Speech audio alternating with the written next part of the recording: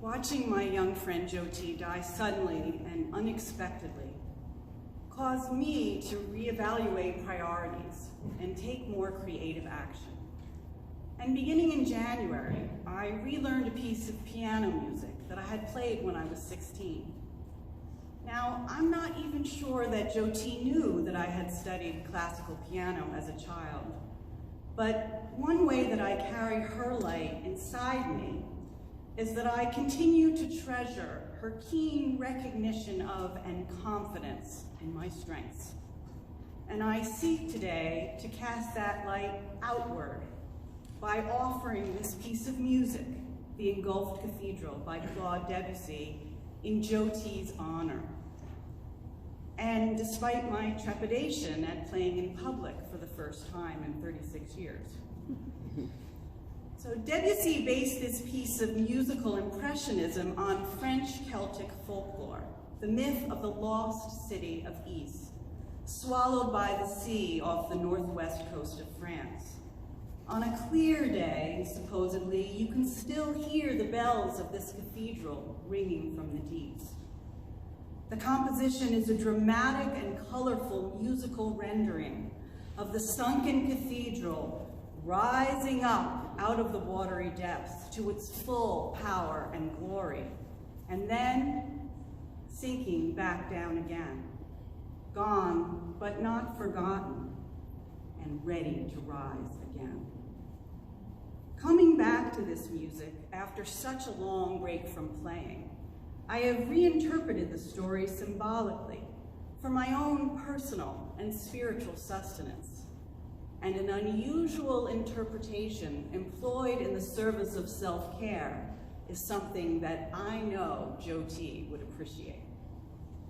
I feel deep comfort in the idea that this cathedral is a metaphor for the mysterious strength and power that sustains us, whether we call it God, spirit, or human determination, and it rests engulfed within each of us. That infinite grace and deep, powerful strength is always there, even when we can't feel it. It's what we call upon to get through the worst that life throws at us. The bells of this cathedral ring inside us all.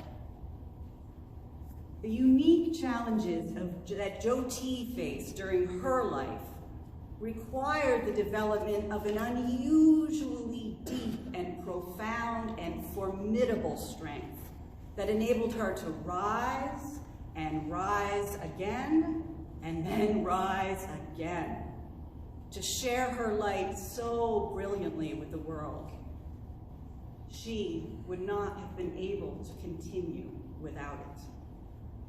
So listen carefully as the spires of Jyoti's inner cathedral reach again for the sky. Attend as her bells peal with clarity and determination. Hear the low voices of her cathedral priests chant words of compassion, wisdom, and acceptance.